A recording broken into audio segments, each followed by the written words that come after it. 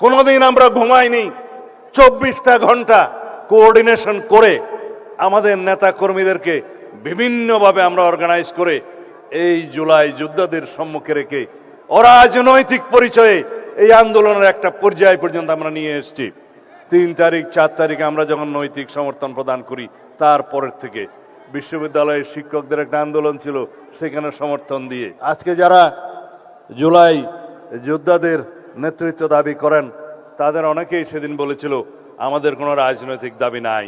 আজও পর্যন্ত সেই গণহত্যাকারী শেখ হাসিনার কোন রকমের অনুশোচনা নাই।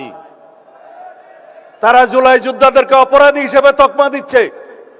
বাংলাদেশের এই গণ অভ্যুত্থানকে তারা বলছে একটা জঙ্গি তকমা দিচ্ছে। বাংলাদেশে নাকি জঙ্গিবাদের মধ্য দিয়ে তাদের রাষ্ট্র ক্ষমতা ছিনিয়ে নেওয়া হয়েছে, নির্মূল হয়েছে, দাফন হয়ে গেছে দিল্লিতে। সেই আওয়ামী লীগ বাংলাদেশে আর কোনোদিন রাজনীতি করতে পারবে না। রাজনৈতিক দল হিসেবে আওয়ামী লীগের বিচার দাবি করেছি আমরা, আপনারা দাবি করেছেন, তদন্ত পরিচালিত হচ্ছে। ইনশাআল্লাহ খুব শিগগির রাজনৈতিক দল হিসেবে সেই রাজনৈতিক দলকে বিচারের কাঠগড়ায় নিয়ে যাওয়া হবে।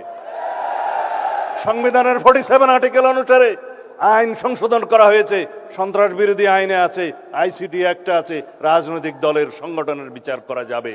মাননীয় প্রধানমন্ত্রী একবার বিদেশ থেকে সংযুক্ত ছিলেন। গুম খুনের উপরে যে বার্ষিক একটা অনুষ্ঠান হয় আন্তর্জাতিক গুম বিরোধী দিবস, সেই দিবসেও নিজেও গুমের শিকার হিসাবে সেদিন খুবই আপ্লুত থাকি, আবেগে দুঃখ ভারাক্রান্ত থাকি।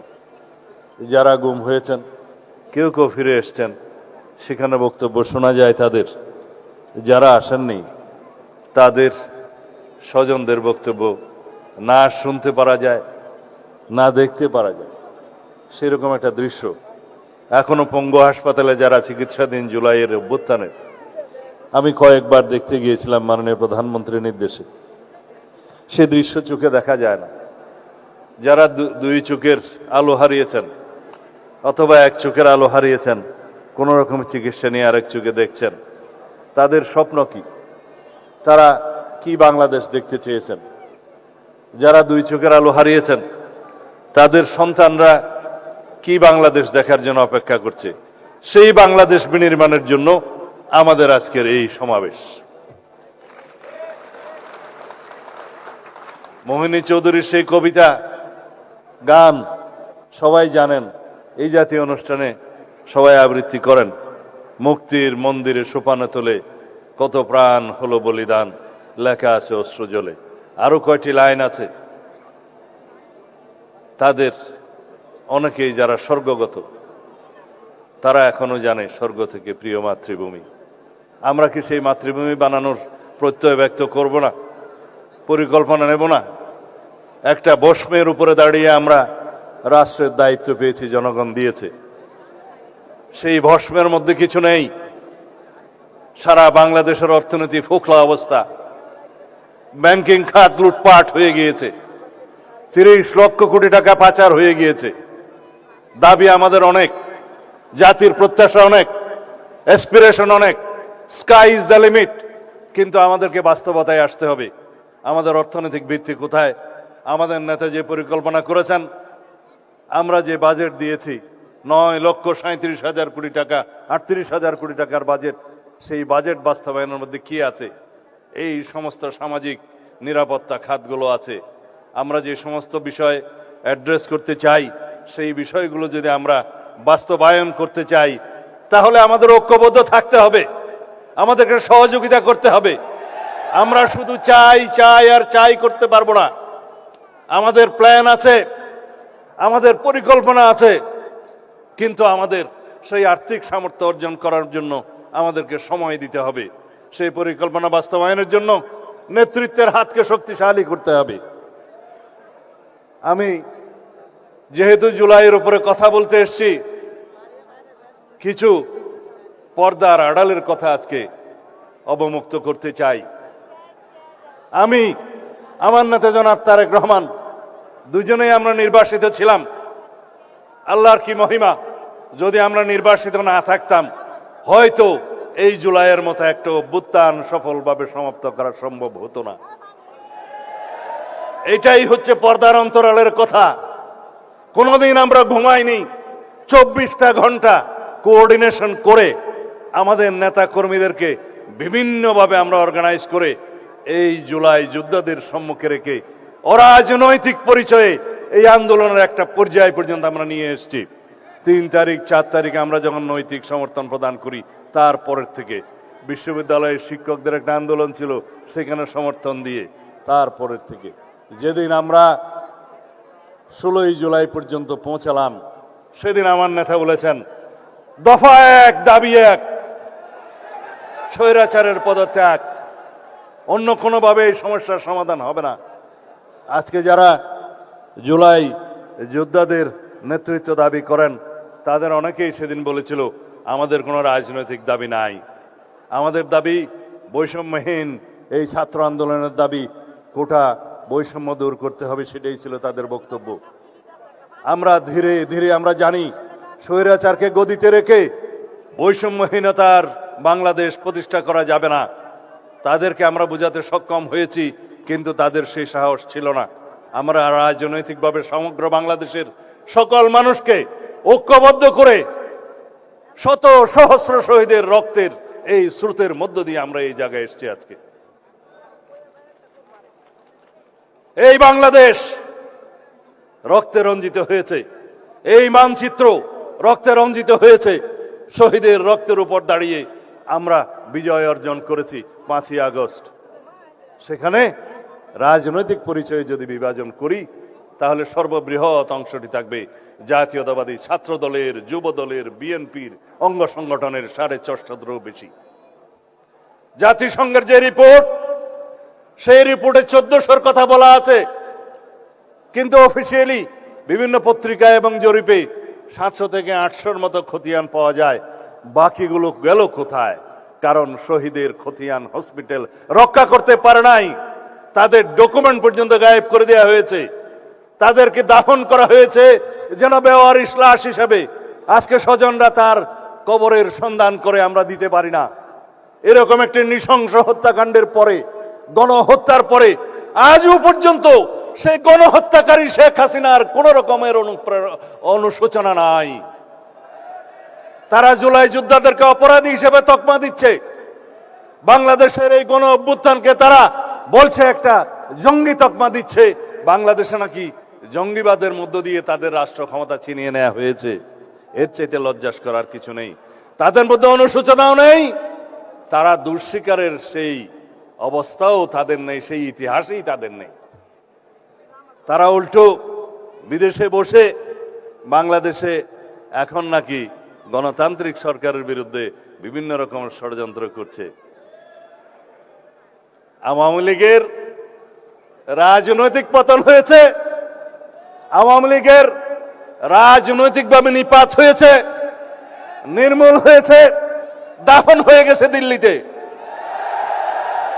সেই আওয়ামী লীগ বাংলাদেশে আর কোনোদিন রাজনীতি করতে পারবে না। রাজনৈতিক দল হিসেবে আওয়ামী লীগের বিচার দাবি করেছি আমরা, আপনারা দাবি করেছেন, তদন্ত পরিচালিত হচ্ছে। ইনশাআল্লাহ খুব শিগগির রাজনৈতিক দল হিসেবে সেই রাজনৈতিক দলকে বিচারের কাঠগড়ায় নিয়ে যাওয়া হবে। সংবিধানের 47 আর্টিকেল অনুসারে আইন সংশোধন করা হয়েছে, সন্ত্রাস বিরোধী আইনে আছে, আইসিটি অ্যাক্টে আছে, রাজনৈতিক দলের সংগঠনের বিচার করা যাবে। সুতরাং অপেক্ষা করুন। যারা এখানে বক্তৃতা দিয়েছেন তাদের মধ্যে আমার এক ভাই শফিউল আলম শফি, আমার প্রতিবেশী, আমার গ্রামের, তার সন্তান শহীদ ওয়াসিম আকরাম, যিনি বস্তুতপক্ষে চট্টগ্রামের প্রথম শহীদ বলা হলেও যদি সময়ের দিক বিবেচনা করা হয় আবু সাইদের একই সময়ে সমসাময়িক সময়ে সে শাহাদত বরণ করেছে। মাত্র 2-3 সপ্তাহ আগে শিলংয়ে আমাকে দেখতে গিয়েছিল ছেলেটা। বলেছিলাম, বাবা এত অল্প বয়সে কেন পাসপোর্ট ভিসা করে মা বাবার টাকা খরচ করে আমাকে দেখতে এলে? বলেছিল ছেলেটা, আপনাকে এক নজর সামনে থেকে দেখব, বড় আশা ছিল। ছবি তুলল, পাসপোর্ট কি যেন ফেসবুকের প্রোফাইলে সেই ছবিটা দিল। 2-3 সপ্তাহ পরে এসে বাংলাদেশের জন্য জীবন দিয়ে দিল। বড় করুণ সেই ইতিহাস। তার বাবা তখন বিদেশে, দুবাইয়ে না সৌদি আরবে কাজ করে। তার মায়ের সাথে কথা বললাম, চোখের পানি ধরে রাখতে পারিনি। সে আজকে বলল যে শহীদের বিচার করুন আগে, আমরা দেখতে চাই এই দেশে প্রত্যেকটা খুনের বিচার হয়েছে। প্রিয় শফির উদ্দেশ্যে বলতে চাই, সবার উদ্দেশ্যে বলতে চাই, মানে প্রধানমন্ত্রী আমার নির্দেশ দিয়েছেন একটু বিচারের কি অবস্থা খোঁজখবর নেন, আপনার বক্তৃতায় বলবেন।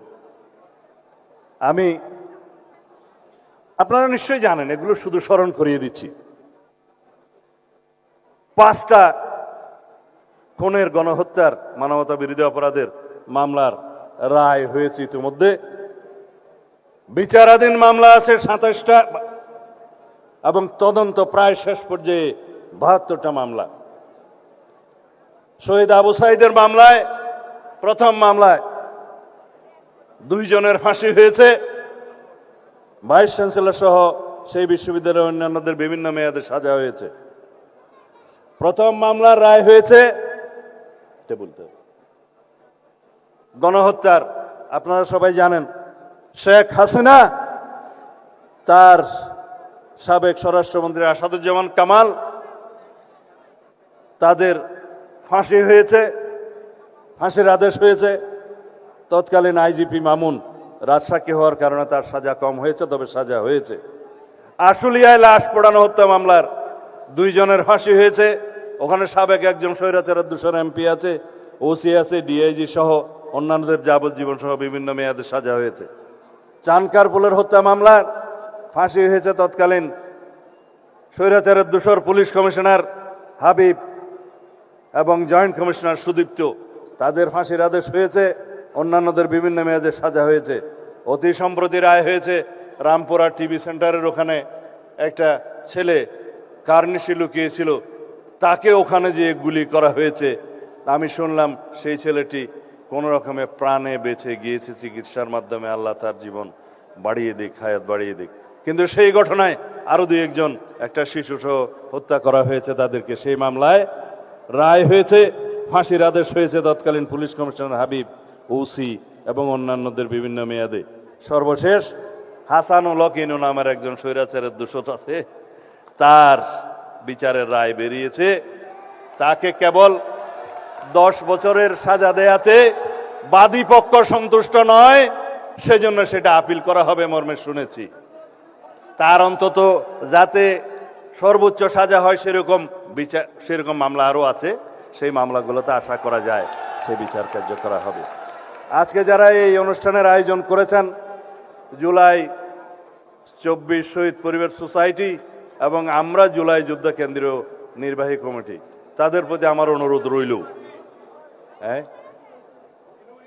আয়োজকদের, তাদের প্রতি আমার অনুরোধ রইল, এই জুলাইয়ের চেতনা নিয়ে যেন আমরা কেউ ব্যবসা না করি।